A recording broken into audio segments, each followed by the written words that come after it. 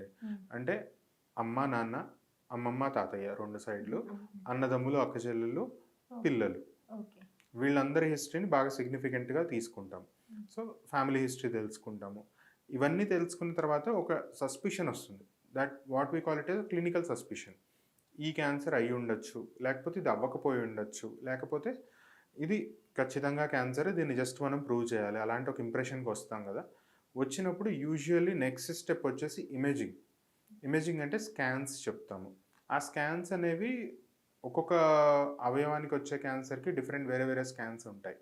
Suppose మనం breast cancer suspect చేసామనుకోండి. Next అడిగే thing is mammogram. Mammogram, ultrasound అడుగుతాము. ఆ స్కాన్ చూసిన తర్వాత నెక్స్ట్ స్టెప్ ఆఫ్ ఇన్వెస్టిగేషన్ వచ్చేసి బయాప్సీ అడుగుతాం. బయాప్సీ అంటే ముక్క పరీక్ష.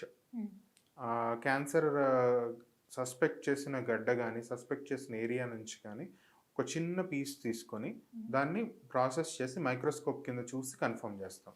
మీరు అడిగారు కదా మోస్ట్ యాక్యురేట్ టెస్ట్ ఏంటి అని. బయాప్సీ. సో బయాప్సీలో చూస్తేనే అది 100% క్యాన్సర్ అని మాకు చెప్పడానికి వస్తుంది.